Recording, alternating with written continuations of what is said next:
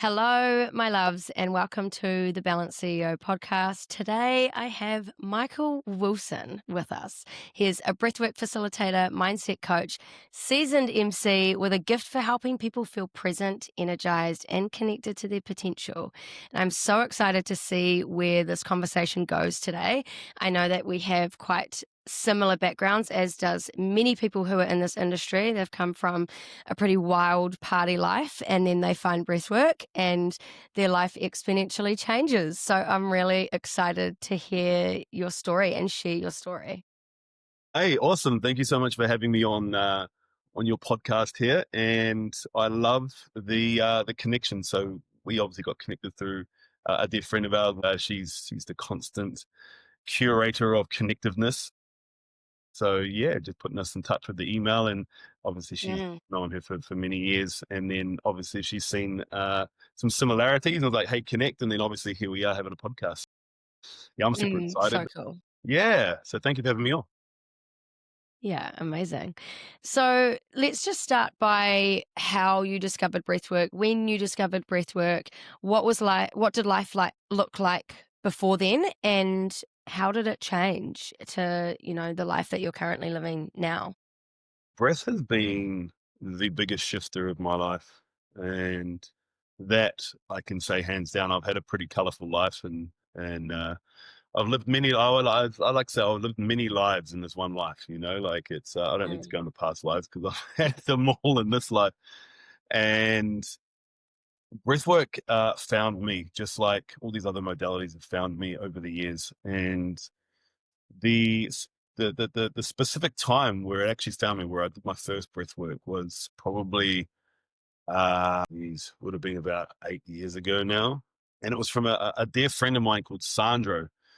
So Sandro Mutta, and he's a breath master. He's out in the world doing breath work with Italian royalty, and he's in doing wow. movie stars and all the different. He just traverses the world. He's an amazing human, and so I was fortunate enough to meet him many years ago. I was living in Canada, and I came back home for a year. I mean, home to New Zealand. I was living.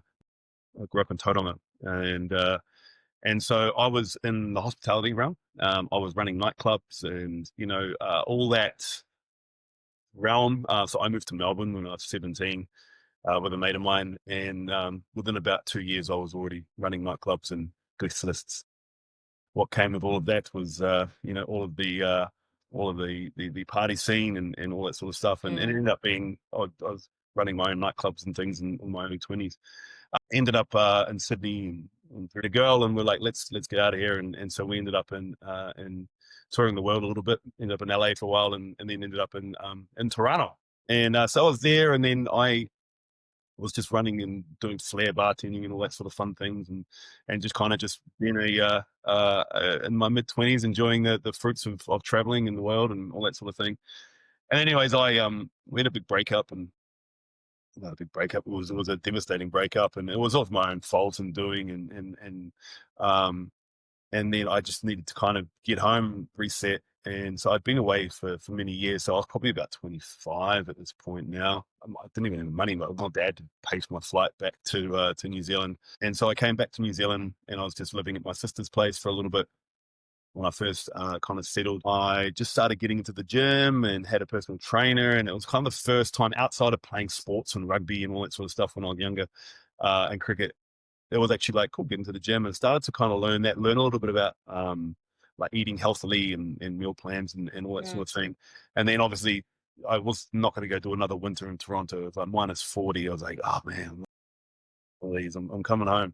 I went home, and my sister's partner at the time, because my sister was living in Melbourne as well, they all moved over when I moved over. Her and her partner had to move back, and they were living back in Tauranga as well. And so I stayed with them, and he'd been going to the gym for years. He's a couple of years older than me, and we became really good friends. And so we just started going to the gym and just being gym buddies. And he was really helping me out. And I just thought, man, I feel so good. Like it was like the first step on like the path was like the physical step. And I was like, okay, I'm mm, starting to feel good. And I started like this is kind of before this is different actually. This is definitely before like the influencer, and so you didn't have like all these things that you still kind of jump on YouTube and you were just like watching people, and so in that time, I'm getting to the roundabout. So that was I was training at Anytime Fitness, which just opened up in Tauranga, and anyway, their sister club, which was in Cambridge, was run by this guy called Sandro. And just because I had just started getting into like all this stuff, and so he was coming over to Tauranga and doing nutrition consultations, and I thought, yeah, that's like the next evolution. I want to really get a good handle on it. And so the gym manager brought him over, and I booked in a time, and that's when I first met him. And then I started really getting deep into nutrition there. I actually did went and studied personal training at New Zealand Institute of Health and Fitness. So I was like, I'm going to go be a personal trainer. Like that's what I want to go do. Working with Sandro with my nutrition, and then going and studying personal training. And then I ended up finishing my course, and then I moved over to Perth, and I ended up going and being a personal trainer in Perth. So I was at Anytime. It's called Fitness First. I ended up like getting into a really dark place. Like I was in Perth for about 5 years, and I just got into a dark place. I uh, I ended up having a daughter over there. Me and her mum just had this huge, horrible thing, and I just really got off drinking every day. And I was just in this dark place. I started really self-isolating. I wasn't focusing on my businesses. They started to go to shit. And I getting fired from one of these jobs that I had. It just like all imploded, boom. And I just had to make this hard decision. So my daughter was 2 at the time, and it took me 6 months to be like, man, like what I'm doing, I'm either going to fucking die, kill myself, or I'm going to, Mm. yeah, like the path just didn't look good. So I started to get therapy when I was over there. They've got quite a good mental health, mainstream program there. You can go to the GP. They give you 10 therapy sessions for free. But the doctor, as they all do, they chuck me on antidepressants. So I was on that. Mm. I mean, it did help at the time, but it certainly got me into a state where I could be like, okay, I can't just be here. This is not a human, a man I want to be for my daughter and for in the world. And so I made the decision to be like, I'm going to just go back to New Zealand and just be grounded and just be, and all that. And so I did. I kind of came back, and I was in very fight or flight. I was just like reflecting on it now, like over the years. I'm like, whoa, I was just so engrossed in my nervous system. It was very survival. Mm. And so from there, I got straight into real estate actually, because the skill sets of what I was coaching and teaching are exactly the same. I just got into it, and I'd never done any work on myself or anything like that. And so I did my papers, and ended up becoming an auctioneer in about a year and a half time. And I was a full-time auctioneer for about Wow. for the last 6 years, which was amazing, which is great. I love it. So I really Cool. taught me how to speak very well. And Mm. but within that 18 months since coming back, I was still on my medication. I was training every day, but then I would stop, and I was just in the stop start. And because it's a commission only role, there's no safety, and there's no like genuine income coming in each day. And when you're in fight or flight response, your energy is not like helping you either. You're just like, "Ugh." And so I hustled. Like I was good at it, but I just wasn't in a good alignment state. And there was one point, I think it was about a year and a half, and I just wasn't in a good space. My head just wasn't in a good space, and I noticed when my training stops, when my physical movement stops, then I'm like, there's something going on, and it stopped for quite a while, and I was like drinking a lot, and so I just got home one Thursday, and I was sitting in my car. I just picked up my 3-month prescription, and I was like, man, something's got to change. Like this is not my something, whatever I'm doing isn't helping, And so I literally just whipped out Mm. my phone, and I couldn't get out of the car. I wasn't having a panic attack. I wasn't that far, but I was just like, "Fuck, man, $8 per man on this and that." Everything was caving in. And so I just pulled up my phone and I made this video. It ended up being like a 20-minute video. And it was ultimately just gonna be a video for myself. I'm like, I just need to like get this out. And so I just sat this in Mm. there and I just shared it. And I just like it was just it's like a dump. And then once I'd made it, I thought, you know what? Fuck, I'm gonna just put this online. And I actually put it on my Facebook. Now, mind you, I've been very good at hiding all of this stuff. Always been a big smiley guy, helping others, all that sort of thing. And so it was the first time that I truly actually like broken into like uh, broken into public vulnerability, I think, and sharing about Mm. exactly, how I'm feeling, where I'm at, and these perceived weaknesses and all that sort of thing.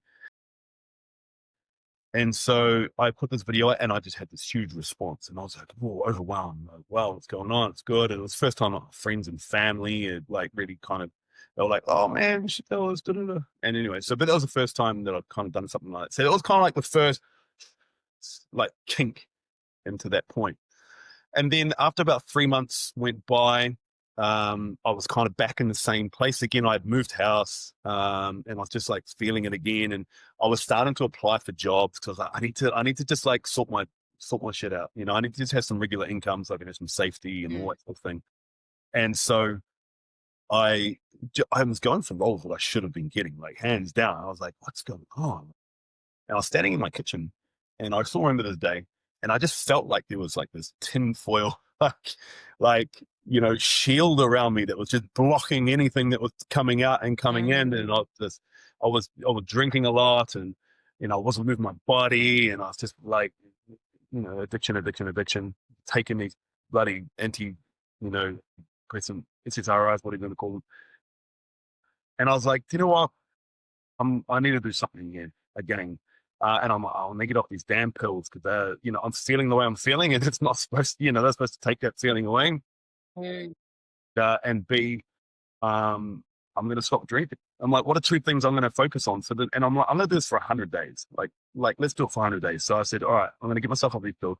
The two things I'm going to focus on are I'm going to move my body. I'm going to go to the gym for 100 days and I'm going to stop drinking for 100 days straight. And so that's what I did. And I was like, how am I going to make myself accountable? Well, I'll put it up online.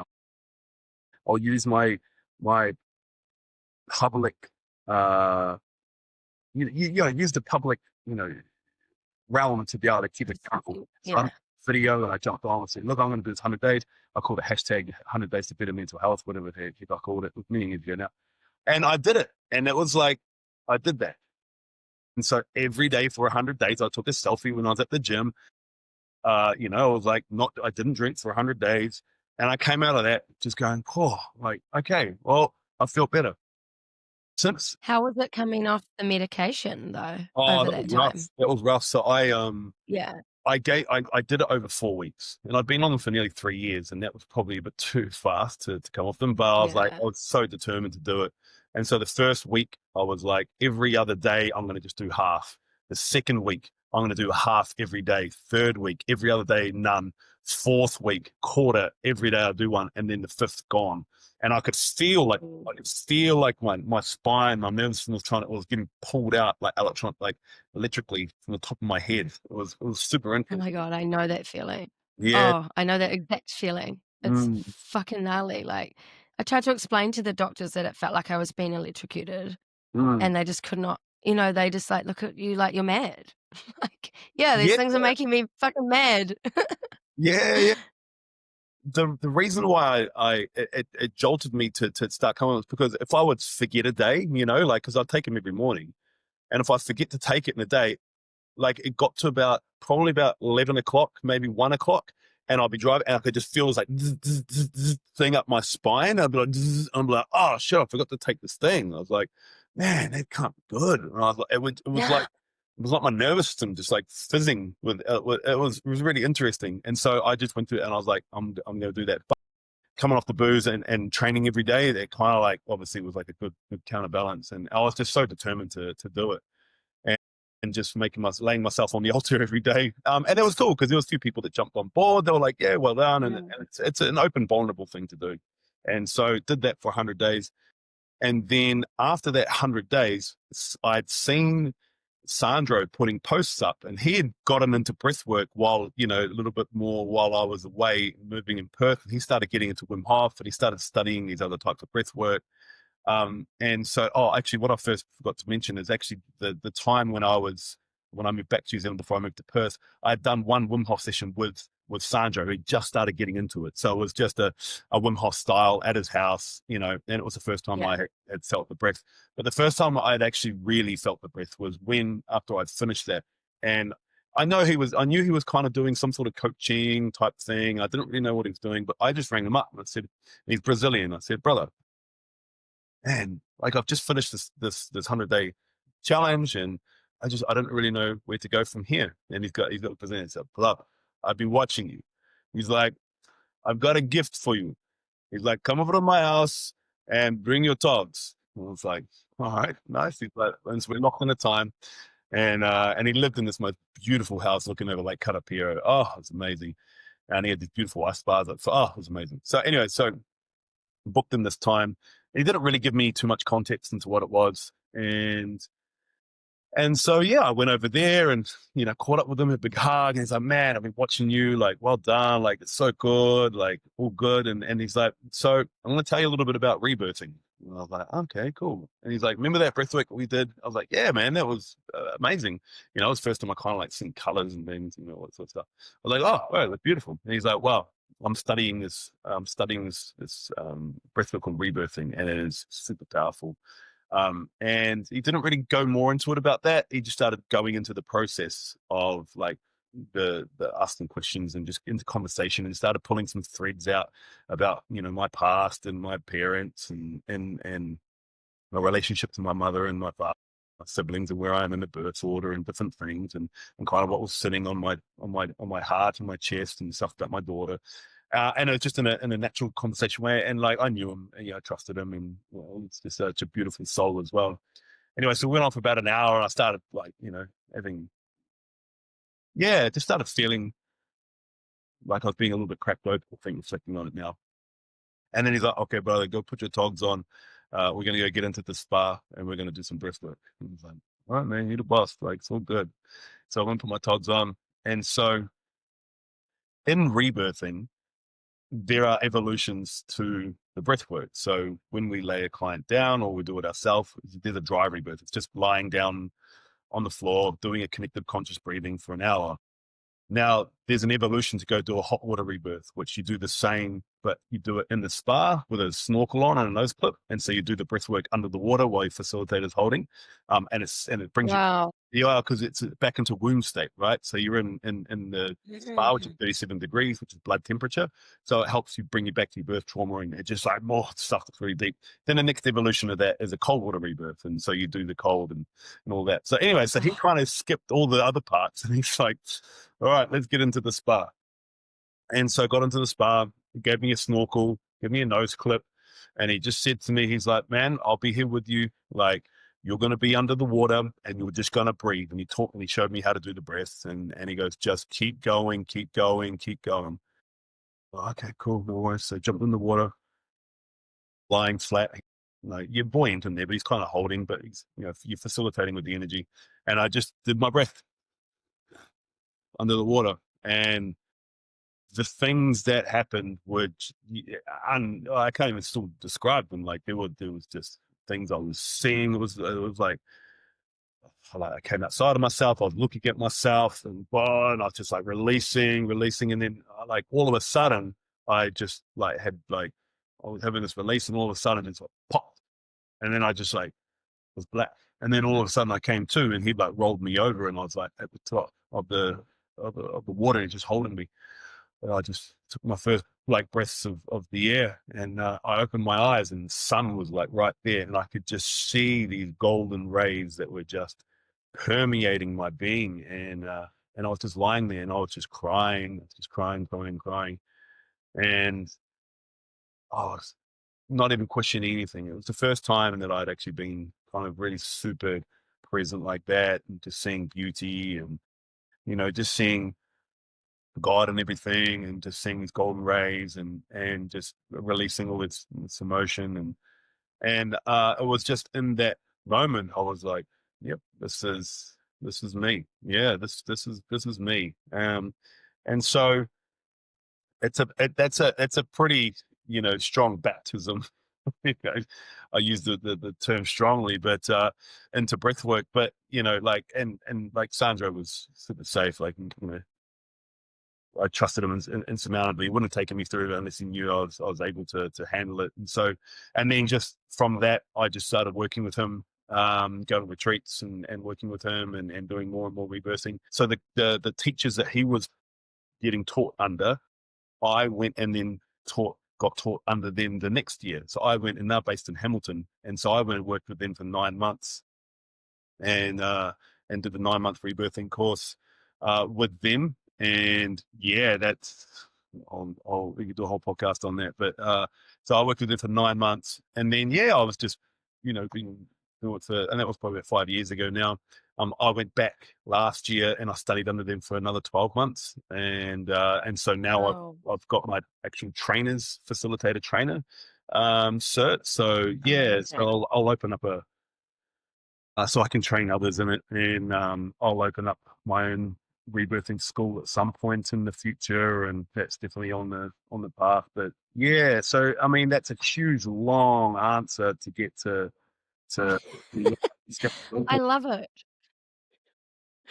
I love it. What a beautiful way. I mean, I've never even heard of that concept of like being in the water. And I mean, breathwork is intense enough. I can't imagine, yeah, adding that whole other layer to it. So I'm yeah, there's very cool to so dive so into my that. my teachers, they would be in the top. They would be in the top 2%, 1% of breathwork facilitators in the world. I mean, Right. Pauline's been doing it for 45 years. She's turning 79 this year, and her Oh, husband has been, 20 years younger than her, but they've been doing it together for all those years. That's it. There's stages and evolutions to this breath, and that's why if you've ever read a book, mm, I recommend it to anyone who's interested in breath. Dan Brule writes it. It's called Just Breathe. And Dan Brule was just an amazing breath master. And he writes about, I think it's like 23 types of breath work. And the very last mm. is rebirthing, because it's the crescendo, and so it's taking that breath here, then going into the water, then going into the cold water. And yeah, it's pretty powerful. That's amazing. I can't wait to learn more. You'll have to send me all the details. So while you were down there for the year, was that all you were doing? Like, you were just immersed in that? Like, what did beta we haven't even touched on beta yet, but Yeah. So when I where say, did yeah, that all come about? it's a year program, but it's one full weekend per month. So Oh, yeah, yeah. yeah. So we go to Hamilton. So the first one I did 5 years ago was 9 months, and then I've gone back and they've added an extra 3 months on, it's, for their own personal reasons for their own course, and then it's just one full month for there. Because the thing is, when you're doing the course, it's you're doing 2 rebirths a weekend, plus all the intense shadow work and mechanisms that you're there. So you need that 3 weeks to integrate that before you get into Mm. the breath again. And yeah, it's awesome stuff. It's powerful, and there's no woo to it. There's no nothing like, there's no, you're not listening to mute. Like, it's just you and the breath. It like, in its Yeah. complexity, it is so simple as well. Yeah. So simple, and it's just, I'm so glad we're having this conversation because it's just not talked about enough. And I had no idea what breathwork was only, what, 4 years ago, 4.5 years ago. Like, was just told, hey, I think that you should go to this thing. You and your sister should go to this event. They're friends of mine. Like, just go with an open mind. And it's crazy when you're in this world and you just forget how many people have no idea what you do. They have no Yeah. idea what breathwork is. They have no idea how transformative it is. They are very like, I'm such a like, fuck it, I'll just try it. And I'm a real open book. Whereas I know some people are a lot more weary around these types of things, like what's going to happen, what's it going to do to me. But every person, like, there has not been one person that I've worked with that has not walked away and gone, that changed me in some way, shape, or form. Yeah. Some definitely more than others. Mm. Yeah. So me and my business partner Ryan, we just ran a breathwork event on Sunday. We've got another one coming up in Tauranga this Sunday as well. And we run a free state change program. That's what we call it, 3 times a year, and it finishes with a rebirth as well. So we're putting this out into the mainstream, I guess, as much as Yeah, possible. amazing. But we have people who just show up, like even on Sunday, they were just like, you know, when you put this type of work out there, the energetics will Mm, bring the people that need it. And there are people that will show up that don't even know how or why or whatever it is that they're there. I had a couple of people that are like, I don't know, there's something about where I saw your ad or someone told me about it, or there was, there's something about it that just said I needed to come, And so mm, we're like, yep, cool. Our, our teachers put it in a great way, like the type of breathwork that we do, it's like 10 years of therapy in an hour, of like just clearing and releasing that stuff. But it ultimately it all comes down to the participant too, because it's ultimately about yeah, willingness. It really is yeah, about willingness. And you have control over your own willingness. You can be willing to go as deep as you want, or you could be willing to go as surface as you want. mm, Us as facilitators, it is just about facilitating. There's nothing about anything that we do is about us. Like nothing. It's all mm, about us helping that person help themselves. That's all it is. And that's why I get frustrated as well, like with not only just breath work, but other like vulnerable, energetic, trauma release therapy, and people using the process for marketing, or like people putting videos up of people in process. Like I'm like, mm, that for me is just a big no. You don't see a surgeon being like, come on and film me halfway through my surgery so I can tell people how good I am. It's like, nah, that's mm. not what you do. And so from that, it's like, Such a vulnerable place, right? yeah, and even if somebody agreed to it and consented to it, and like there's no way for the unconsented while they're in process. That's the thing, like there's no, and it's like, for me, when I see that type of thing coming up, that is more about the facilitator. And this is where Mm, nothing that we do is about the facilitator. There's nothing about us and says people running it. This is us, A, doing our own work consistently, deepening our own work so we can hold others to the deepest levels. mm, Like, I've been doing this long enough now that I would consider myself an authority in this. But also because I've worked with thousands of people, like there's nothing in the human condition that would ever get a response in me anymore. Like I've had people who have showed up and they've turned up, and the first thing they say is, Mike, I tried to kill myself for the fourth time last night. I'm like, okay, well, mm. let's work with that. You're still here, so you didn't try hard enough. So, like, great, well done. There's a part of you that doesn't want to go. Like, cool, let's hold on to that bit. And then there's all the brethren of the human experience. And so that's where, you know, certainly don't want to sound like I'm preaching about it, but I'm so passionate about it because to hold the safe space, like in a nutshell, is for us to have gone through our own shit, and that's our ultimate driver, is for us to go, because you can only take somebody as deep as you're able to go. A touch on that, that's huge for me too, is, seeing these ads that come up, obviously, because I'm in the space of become a breathwork facilitator in 7 days. And I'm Mm, like, fuck, man. Like, I trained for 9 months as well. And like, it was the most gnarly 9 months of my life. It had nothing really to do with what I was going to be teaching others. It had everything to do with what I was going through myself and what I had to unpack and unravel about, you know, every aspect of my life that I'd never even looked at before. Like, this was so new to me. I'd never done this work before, like, at all. Didn't grow up around, talking about feelings or anything like that. Nothing about manifestation or the spiritual world or anything. So it was so new to me. So I was just like, in the fucking pits for 9 months, like, trying to work through my own stuff. But then when I came out of it and, then you can hold that space for somebody. And that's all we are, is the space holder. And like, when you see people playing on the like, I'm a healer, and like, no, you're not a healer. You hold the space for people to heal themselves. Like this is inside of every single being and every single person, and everybody can access it. We just help them to access that part of themselves, right? Through the breath. Really, man. Yeah. I mean, there could be a concept. I mean, you can be a healer.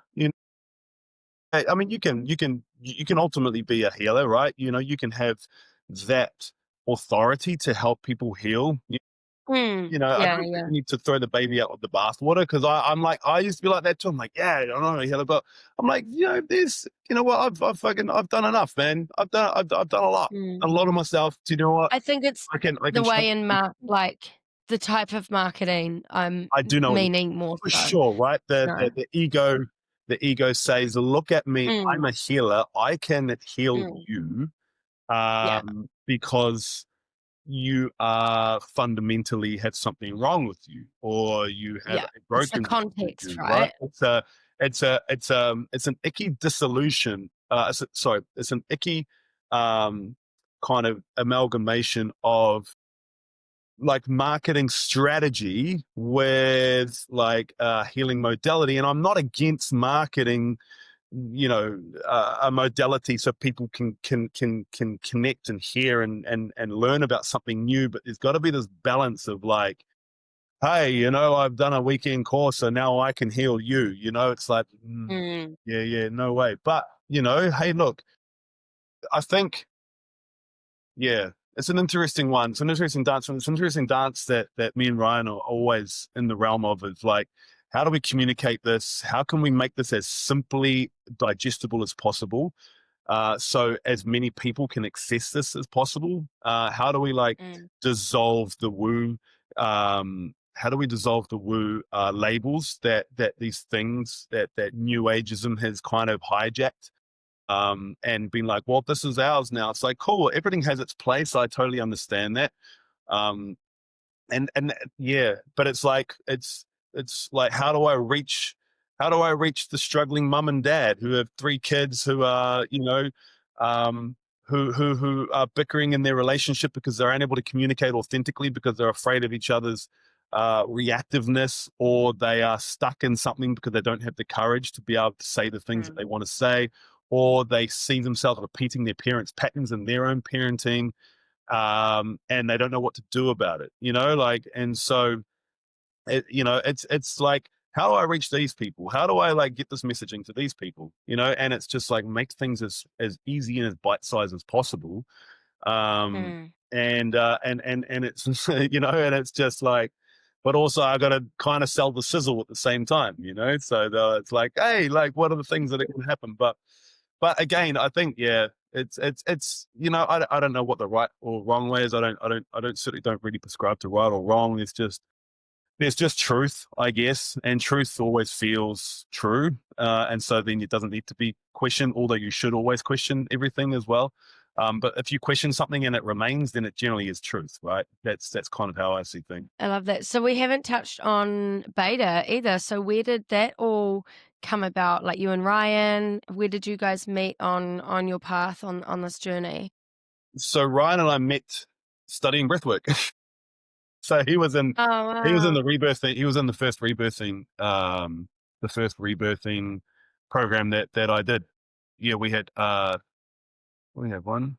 two, three, four, five. We had six participants, and then one of them dropped out 3 months in, and it was just me and Ryan there, and three other ladies.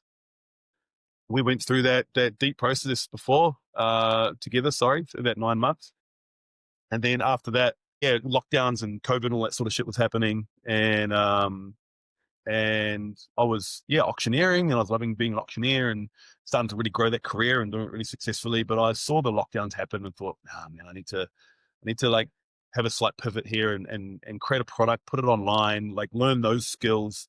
So I'm not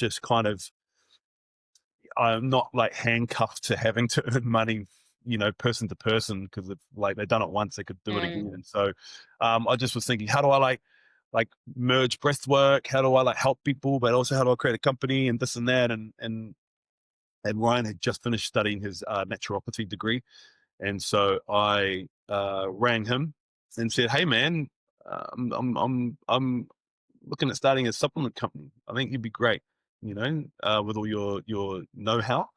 What do you reckon?" And he's like, "Well, that's a fuck yes. It was on my 5-year list, so let's pull that forward and let's do that." And so he was living in Nelson, Wow.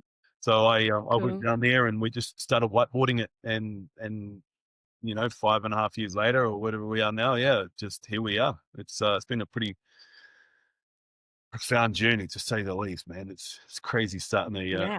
startup and going all in and creating new things and doing it in new ways and bringing breath work in and adding this and making powerful supplements and then all the stuff. Mm.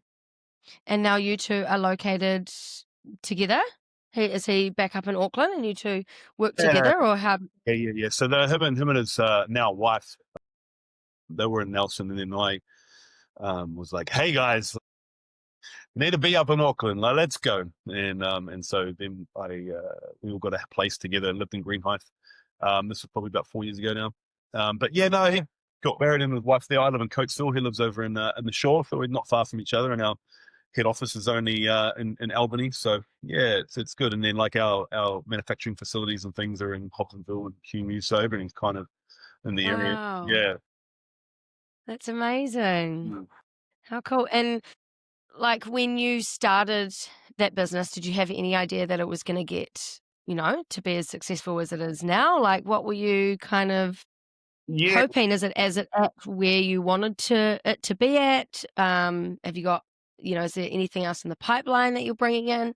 yeah, you look, you're never where you want to be. That's no, like that's just the entrepreneur energy, I guess. You Yeah. always want to be, yeah, you always want to be more further The on, goalpost more money. just keeps You know, getting further and further away. for sure. Yeah. No, this business journey has been outside of like rebirthing and breath work. This has been like the hugest teachings, lessons, and personal development I've ever done in my life. It is so challenging.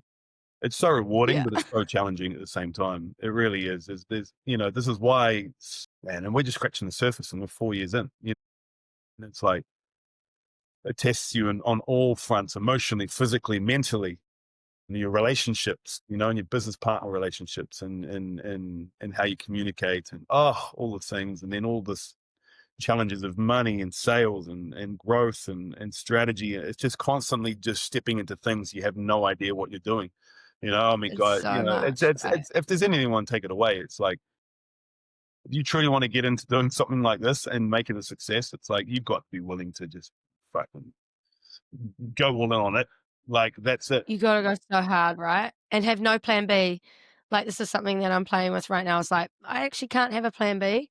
Like, it's plan A or nothing at all. And like, plan A is gonna evolve and change obviously over time. But Yeah, like, there's no fucking way that I can go back and go get a job. And like, it was funny that you touched on, wanting to have that stability and that security when you went back into working and stuff. And I have been going through that over the past little while of like, fuck, do I just get a job? Like, do I just go back and, settle my nervous system down for a bit? I'm building businesses for the past 12 months. Like, fuck, it's been a lot.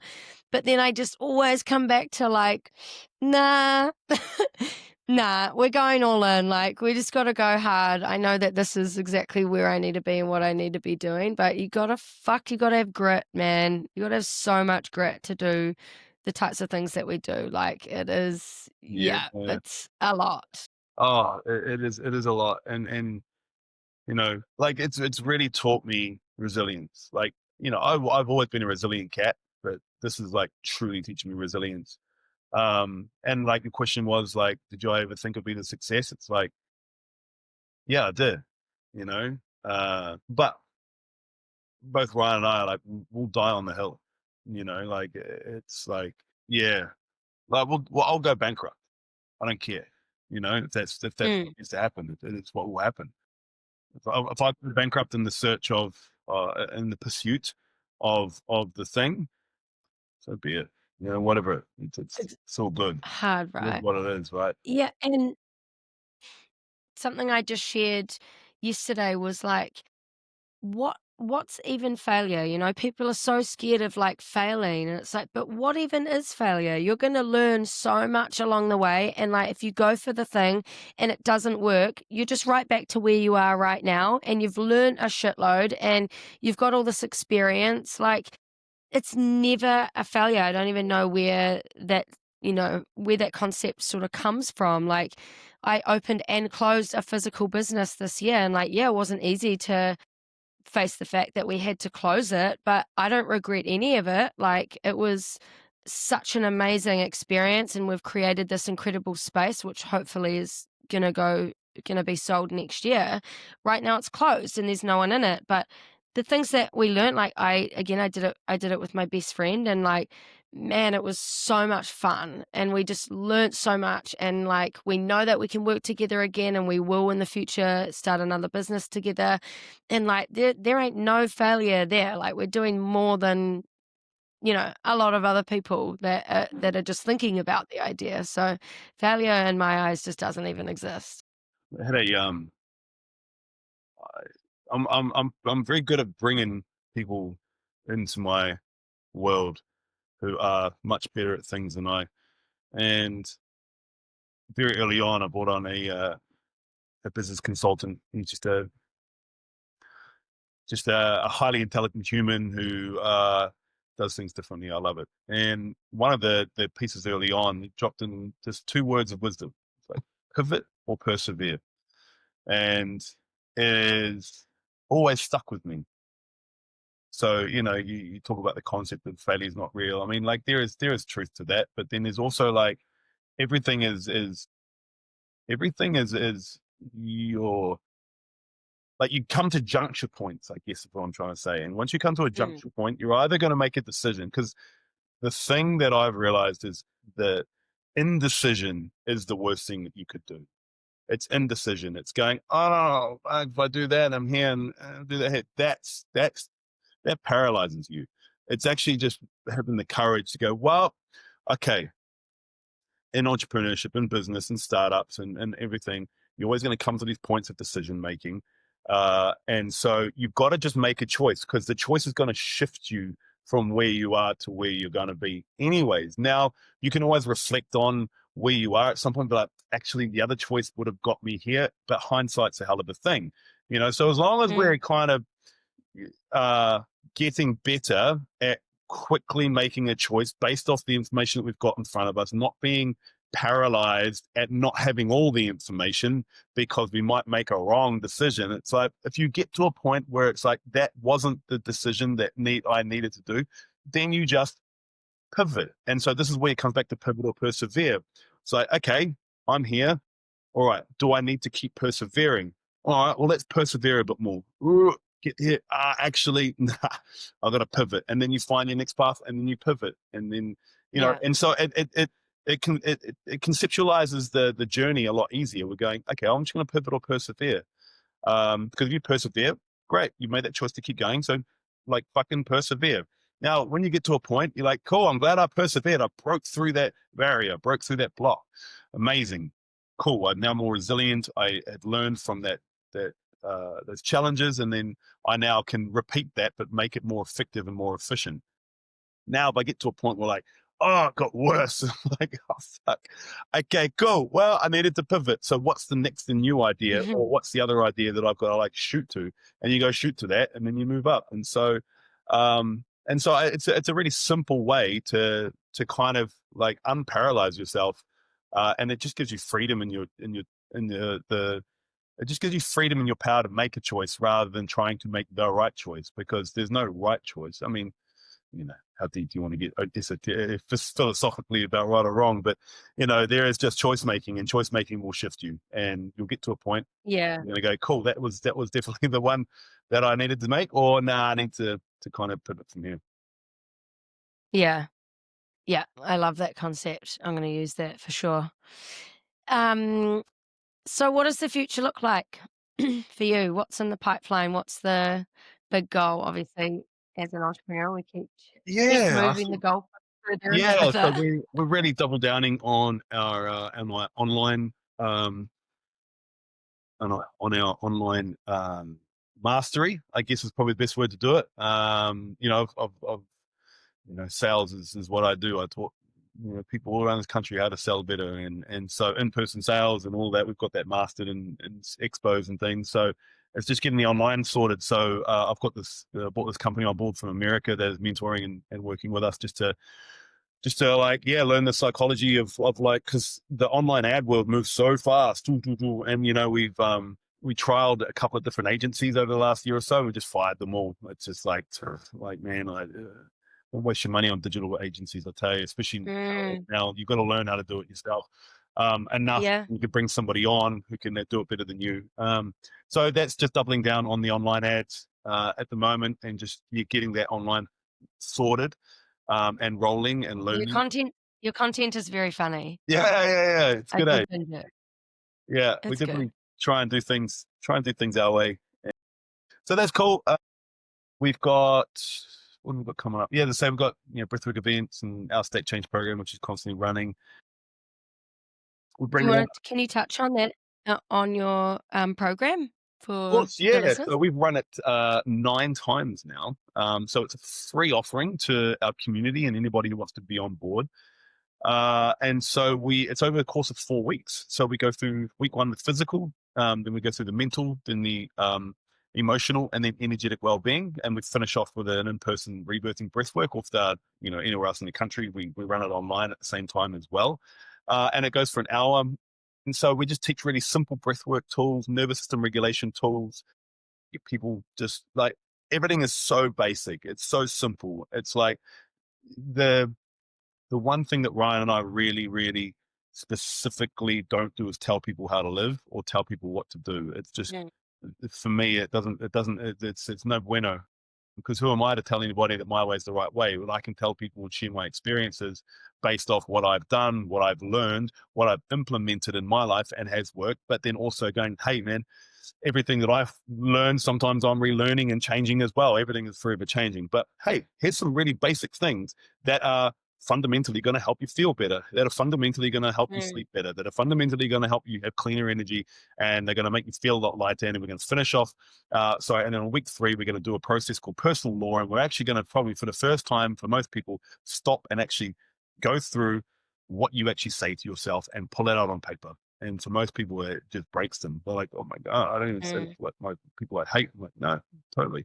And then we finish off with a rebirthing breath work, so they can breathe it all out when it has no more power with them. So we run that about 3 times a year for free, and it's just our service. Amazing. It fills our cup, and yeah, we refine it every time. But it's a great thing. So yeah, it's just called the Enhance Your State program. Amazing. I will put the link in the show notes for anybody who wants Yeah. to into it. My biggest thing right now is to, like, how automated can we get, so I don't, I can fuck off for 3 months and Yeah, this grows, like that's the ultimate goal. Um, with is AI, right? So possible. AI, but it's still people, it's people, For sure. it's the right people, but it's people who are hungry and who want to fit into the culture and also bring their own genius, and who are coachable, and then it's up. So you're expanding then? Yeah, Like the team? yeah, Team. yeah, yeah. We've got a full-time digital marketing manager. She's been with us since February. I've got an internship program from AUT starting to bring us interns next year, which should be fun. I'm having a chat to Massey University today, so that'll be cool. So I get to come have these sparkling 19, 20-year-olds who know all this, who are born with this digital stuff, so they can come and help me expand all that world. But yeah, that's fun. Oh And my then god, yeah, amazing. just expo sales staff, and have them dotted around the country, and then people can come and say, yeah, it's going to be a big growth phase very early on, first quarter next year, of growing staff and people. It's always a big mission, eh? Humans. Yeah. Uh, How cool though, that's just that like next step, that next level. Yeah. Yeah. Amazing. Well, this has been such a cool conversation. Thank you so much for being on the podcast, and I'm sure everyone will be able to find you with what I put into the show notes, and Definitely. I'm sure you'll have some people come into your world from this because you're doing incredible things, and yeah, it's just so cool to connect with someone who is just living, breathing this incredible work. Yeah, no, it's been a pleasure to catch up and be on your podcast. And I hope this is, yeah. I mean, I did a podcast for 2 years straight. And I did an episode every week, so I know how it rolls, and I know Mm. the background and the editing and the work that goes into putting a podcast together. And so, I just applaud you for that. And if it's something that you love, stick with it, because it's not about the size of the audience; it's the quality of the message that people can Mm. receive. And so I'm sure you get replies and people messaging you going, "Hey, look, I love what you heard. So if you've got something to say, I say just say it." Yeah, I love that you said that because, as you probably know, entrepreneurship can be a very lonely place. I'm a single mom. I run two businesses on my own, and when you do get those messages and you do get comments and you do get people like telling you their takeaways and stuff, like I don't think people actually realize how amazing it is to hear those things because it doesn't happen that often. So when it does, it's just like, yeah. So the more comments and the more time that people take out of their days to just let me know what they think of it and what they took away from it and how it helped them, like, means so much to me. And that's exactly why I do this. And yeah, it is a lot of work, but I love it. Well, this is listen up to Neil's audience. We want you to comment and love and share and tell Neil lovely things about her podcast so she can feel good about herself. Thanks, Michael.